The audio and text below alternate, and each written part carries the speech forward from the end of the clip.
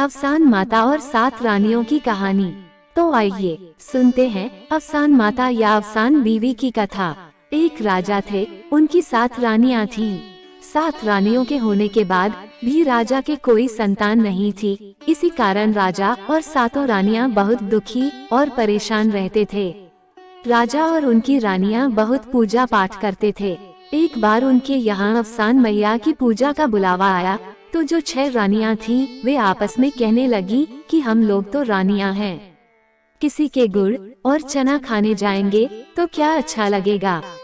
परंतु 7वीं रानी का पूजा में जाने का बहुत मन था। 7वीं रानी के साथ उनके मायके से एक दासी भी आई थी। रानी ने अपनी दासी से कहा कि मेरा तो बहुत मन है पूजा में जाने का, लेकिन जब यह 6 रानियां नहीं जाएंगी तो मैं अकेले कैसे जाऊं। दासी कहने लगी कि कोई बात नहीं रानी जी, आप अकेले नहीं जा सकती हैं, लेकिन मैं तो वहाँ जा सकती हूँ, मैं ही चली जाती हूँ। रानी ने कहा कि यह ठीक है, तुम पूजा में शामिल होने के लिए चली जाओ। रानी के कहने पर वह दासी अफसान मैया की पूजा में शामिल होने के लिए जाती है और वहाँ से प्रसाद लाकर 7वीं रानी को दे देती है। रानी ने अफसान मैया के प्रसाद को बहुत श्रद्धा के साथ ग्रहण किया और हाथ जोड़कर कहा, हे माँ, मुझे भी बेटी देना और बेटे देना। माता ने 7वीं रानी की प्रार्थना सुन ली। कुछ दिन बाद राजा को पता चला कि उनके यहाँ खुशियाँ आने वाली हैं। राजा खुश होकर खूब दान पुण्य करने लगे और 7वीं रानी का खूब ख्याल रखने लगे। यह देखकर जो 6 बड़ी रानियां थीं, उन्हें बिल्कुल भी अच्छा नहीं लगा। वे सब आपस में कहने लगी कि अभी तो राजकुमार आए भी नहीं हैं और राजा साहब छोटी रानी का इतना ध्यान रख रहे हैं, और जब राजकुमार आ जाएंगे तो हमारी तो कोई इज्जत ही नहीं रह जाएगी। सारी रानियां कहने लगी कि हाँ, हमें कुछ ऐसा करना चाहिए जिससे कि राजा का ध्यान हम सब पर भी जाए। एक दिन जब राजा छोटी रानी का हालचाल पूछने के लिए जा रहे थे तो रानियों ने कहा कि राजा साहब, आप क्यों परेशान होते हैं, हम सब छोटी रानी का ख्याल रख लेंगे, आप अपने राज्य को संभालिए। राजकुमार आएगा तो वह हमें भी तो माँ कहेगा, छोटी रानी के साथ साथ हम सब भी तो माँ बनेंगी, इसलिए हम सब मिलकर छोटी रानी का पूरा ध्यान रखेंगे।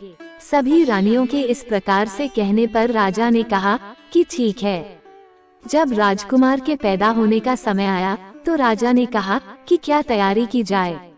तो रानियों ने कहा कि राजा साहब, आप परेशान ना हो, हम सब संभाल लेंगे, दासियां और हम सब मिलकर सब काम संभाल लेंगे।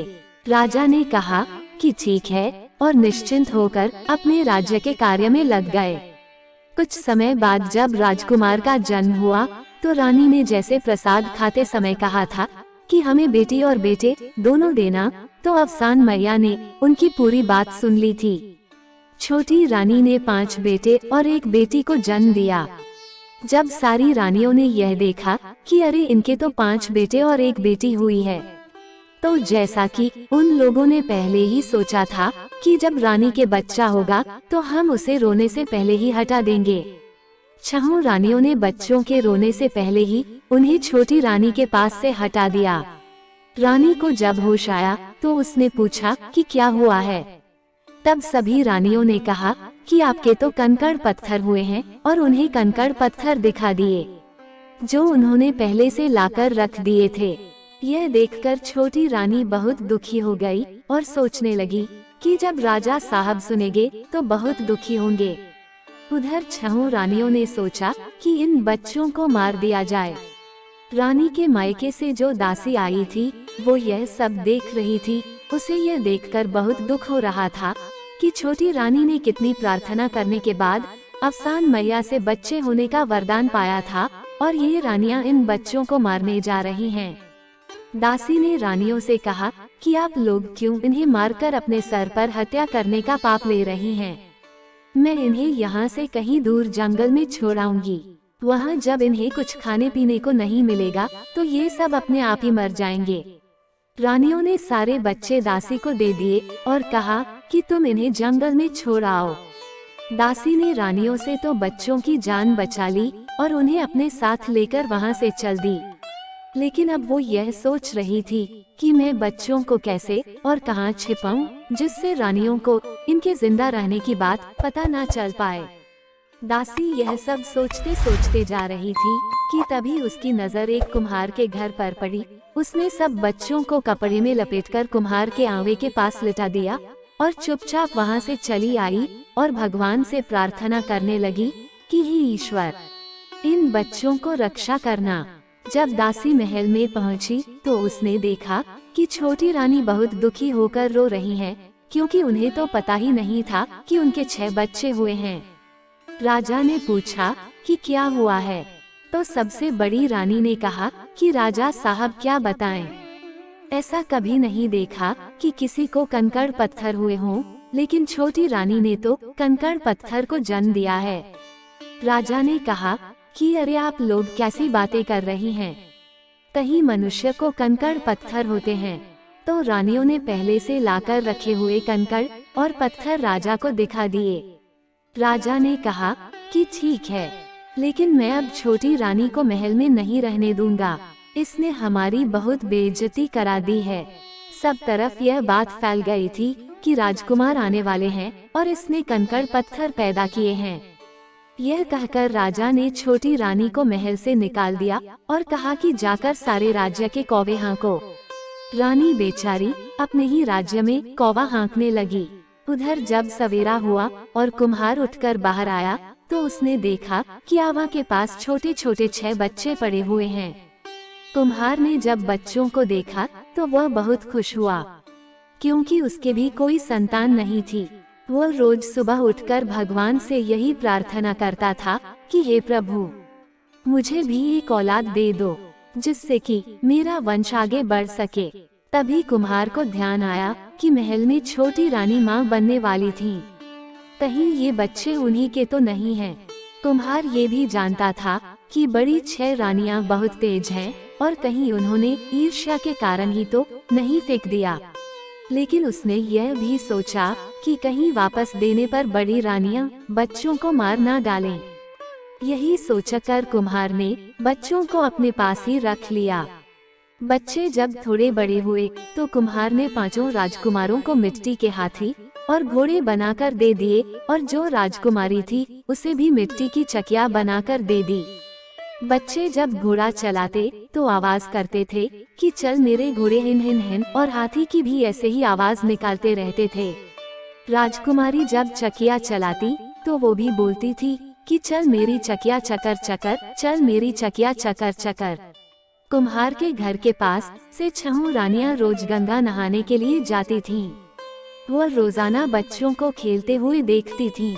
एक दिन बड़ी रानी ने सब रानियों से कहा कि कहीं ये बच्चे छोटी रानी के तो नहीं हैं, क्योंकि उनके भी तो 5 लड़के और 1 लड़की हुई थी। यह सोचकर वह सब डर गईं कि कहीं राजा साहब को अपने बच्चों के बारे में पता न चल जाए। एक दिन 6 रानियां राजा के पास जाकर कहने लगी कि राजा साहब, ये जो अपने राज्य में कुम्हार है, उसके बच्चे हम लोगों की बिल्कुल भी इज्जत नहीं करते हैं। कुम्हार ने उन्हें बहुत बदतमीजी सिखाई है। हम जब भी उधर से गुजरते हैं तो अपने मिट्टी के हाथी और घोड़े को कहते हैं कि चल मेरे घोड़े हिन हिन हिन, और लड़की अपनी चकिया से कहती है कि चल मेरी चकिया चकर चकर। रानियों ने राजा से कहा कि क्या उसकी चकिया हमारे रथ के पहियों से तेज चलते हैं और उनके हाथी और घोड़े क्या हमारे घोड़ों से तेज दौड़ते हैं? राजा ने कहा कि जाने दो, वो तो बच्चे हैं। लेकिन रानियों ने राजा को उल्टा सीधा समझाकर उन बच्चों को मरवा दिया। कुम्हार ने जब यह देखा तो बहुत दुखी होकर सोचने लगा कि इन रानियों ने पहले भी बच्चों को जीने नहीं दिया था और आज सचमुच उनकी जान ले ली। कुम्हार ने सोचा कि मैं जीते जी तो बच्चों को अपने पिता से मिलवा नहीं पाया, लेकिन अब मरने के बाद उन्हें महल में जगह दिलवाऊंगा। ऐसा विचार कर कुम्हार ने बच्चों को ले जाकर राजा साहब के बगीचे में गाड़ दिया। कुम्हार रोज रात को छुपकर बगीचे में जहां उसने बच्चों को गाड़ा था देखने जाता था। कुछ समय बाद जहां उसने बच्चों को गाड़ा था वहां पर पेड़ निकल आए। जो 5 लड़के थे उनकी जगह पर आम के पेड़ निकल आए और जो राजकुमारी थी उसकी जगह पर केतकी का पेड़ निकल आया। एक दिन कुम्हार ने देखा कि केतकी के पेड़ पर फूल निकल आए हैं। कुम्हार ने आम के पेड़ों से एक एक पत्ता तोड़ा और केतकी के फूल के साथ ले जाकर राजा को दे दिया।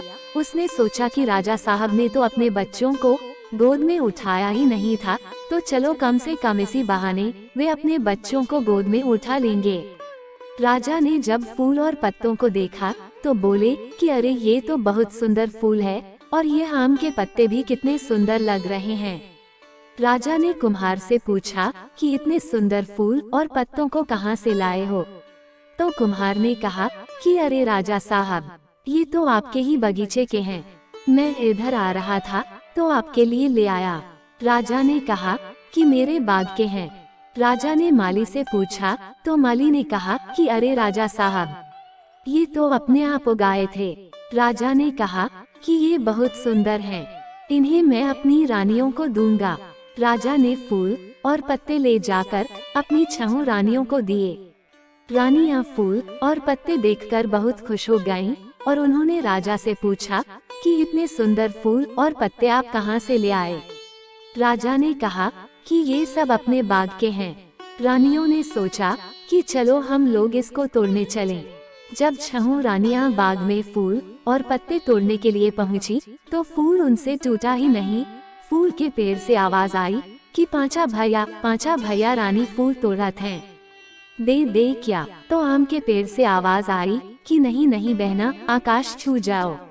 रानियों ने राजा को आकर यह बात बताई तो राजा भी फूल तोड़ने के लिए गए। जैसे ही राजा ने फूल तोड़ने के लिए हाथ बढ़ाया, फूल से आवाज आई पांचा भैया राजा फूल तोड़त हैं, तोड़ने दे क्या? आम के पेड़ से आवाज आई नहीं नहीं बहना, आकाश छू जाओ। फूल और ऊंचा हो जाता है। राजा ने पूरे राज्य में घोषणा करवा दी कि जो भी इस फूल को तोड़ेगा उसे इनाम दिया जाएगा। लेकिन किसी से भी फूल नहीं टूटा। छोटी रानी की दासी भी यह सब देख रही थी। उसे शक हुआ कि कहीं ये पेड़ और फूल रानी के बच्चे तो नहीं हैं। दासी ने डरते डरते राजा साहब से कहा कि राजा साहब, प्राणदान मिले तो एक बात कहूँ। राजा ने कहा कि कहो। तो दासी ने कहा कि छोटी रानी भी तो इसी राज्य की हैं। आपने उनसे फूल तोड़ने के लिए नहीं कहा। राजा ने कहा कि जब किसी से फूल नहीं टूटा तो ये कौवा हंकिनी क्या करेगी? दासी ने कहा कि अरे राजा साहब कह दीजिए, आखिर आपका ही तो अन्न जल खाती हैं। राजा ने कहा कि ठीक है, तुम जाकर कह दो। छोटी रानी को बुलाया गया तो वह बहुत डरी डरी सी आई और उन्होंने डरते डरते अपना आंचल पेड़ के नीचे कर दिया। रानी के आंचल पेड़ के नीचे करते ही आवाज आई, पांचा भैया माँ फूल तोड़त है, दे दे क्या? तो आम के पेड़ों से आवाज आई कि हाँ आंचल में गिरो, माँ के आंचल को फूलों से भर दो। इतना सुनते ही केतकी का पेड़ फूलों से भर गया और सारे के सारे फूल छोटी रानी के आंचल में आकर गिर गए। सारी प्रजा रानी की जय जयकार करने लगी। राजा ने यह देखा तो उन्हें बहुत बुरा लगा कि मैंने फूल तोड़ने के लिए हाथ बढ़ाया तो फूल नहीं टूटा और कौवा हाकिनी से कैसे टूट गया। 6 रानियों ने जब यह देखा तो उन्हें थोड़ा सा शक हुआ कि कहीं ये पेड़ रानी के बच्चे यही तो नहीं दबे हैं, क्योंकि वो फूल कुम्हार के तोड़ने से भी टूट गया था। रानियों ने राजा से कहा कि राजा साहब, कौवा हाँकने वाली के तोड़ने से फूल टूट गया और आपके तोड़ने से नहीं टूटा, आप इस पेड़ को कटवा दीजिए। राजा ने रानियों की बात सुनकर कहा कि हाँ, हम इन पेड़ों को कटवा देंगे। दासी यह देखकर परेशान हो गई कि अब यह रानियां ये पेड़ भी कटवा देंगी। वह दासी राजा साहब के पास जाकर बोली कि अरे राजा जी, अकेले छोटी रानी के तोड़ने से ही तो फूल नहीं टूटा है, कुम्हार से भी तो टूटा है। आप कुम्हार को बुलाकर पूछिए कि उसने फूल कैसे तोड़ा था। राजा ने कुम्हार को बुलाकर उससे पूछा कि तुम लोगों ने कौन सा जादू टोना किया है जिसकी वजह से तुमसे और कौवा हाकिनी से फूल टूट गया, लेकिन हमसे और रानियों से नहीं टूटा। कुम्हार ने कहा कि महाराज, मैंने कोई जादू टोना नहीं किया है। अगर जान की माफी मिले तो एक बात कहूँ। राजा ने कहा कि ठीक है, जान की माफी है, बोलो। तो कुम्हार ने कहा कि राजा साहब, यहाँ पर आपके बच्चे गड़े हैं। राजा ने कहा कि मेरे बच्चे? तो कुम्हार ने कहा कि हाँ राजा साहब, आपके बच्चे। आपने जिन 5 लड़कों और एक लड़की को मरवा दिया था, वे आपके ही बच्चे थे। आपकी छोटी रानी ने 6 बच्चों को जन्म दिया था, जिनमें 5 लड़के और एक लड़की थी। आपकी 6 रानियों ने आपके साथ षड्यंत्र करके बच्चों को फेंकवा कर उनकी जगह कंकर पत्थर रखवा दिए थे। रानियां कहने लगी कि यह कुम्हार झूठ बोल रहा है।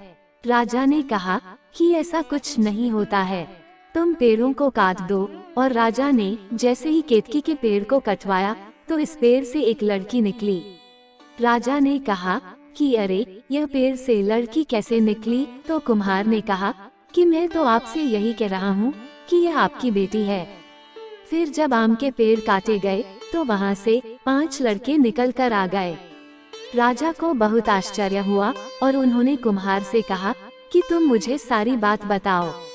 कुम्हार ने कहा कि राजा साहब, आपकी छोटी रानी ने 6 बच्चों को जन्म दिया था, लेकिन आपकी 6 रानियों ने बच्चे हटाकर उनकी जगह पर कंकर पत्थर रखवाकर आपको दिखा दिए थे। राजा ने कहा कि क्या यह सच है? तो दासी ने कहा कि हाँ राजा साहब, रानियां बच्चों को मारना चाहती थी तो मैंने ही उन्हें कुम्हार के आवे के पास रख दिया था। छोटी रानी अपने बच्चों से मिलकर बहुत खुश हुई। राजा ने कहा कि इन 6 रानियों को सजा मिलनी चाहिए और सजा के तौर पर इनके सर काटकर चौराहे पर कुत्तों से नुचवा दिया जाए। छोटी रानी बहुत ही दयालु थी।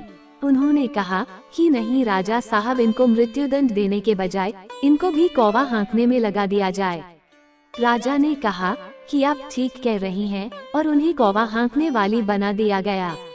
प्रजा राजा की जय जयकार करती हुई जाने लगी तो बच्चे भी कुम्हार के साथ जाने के लिए तैयार हो गए। राजा ने कहा कि बच्चों, तुम लोग कहाँ जा रहे हो?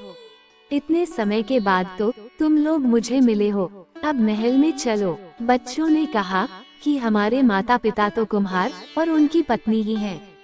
हम तो आप लोगों को जानते भी नहीं हैं। हम तो अपने माता पिता के साथ ही जाएंगे। राजा ने कहा कि ठीक है, तुम कुम्हार और उसकी पत्नी को भी अपने साथ महल में ले चलो। राजा ने कुम्हार को बहुत सारा धन और अपनी राज्यसभा में उचित पद देकर अपने साथ ही महल में रख लिया। कुछ समय बाद एक दिन राजा ने छोटी रानी से पूछा कि हे रानी, ज्योतिषियों ने कहा था कि हमें तो कभी भी औलाद नहीं होगी। तो रानी ने कहा कि मैंने अफसान माता का प्रसाद खाया था और अफसान माता से प्रार्थना की थी कि वो मुझे भी औलाद दे दें।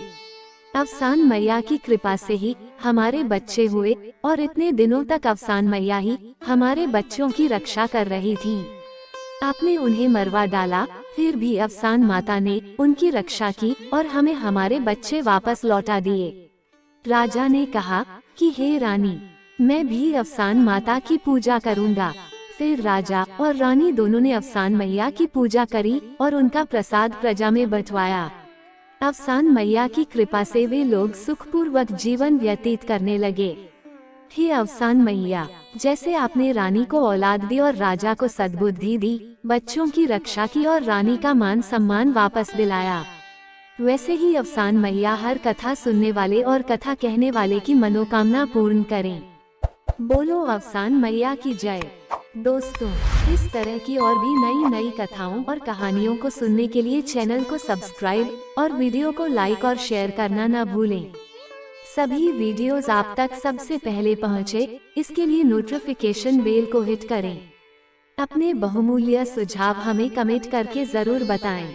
आपका बहुमूल्य समय देने के लिए सच्चे हृदय से आभार। धन्यवाद।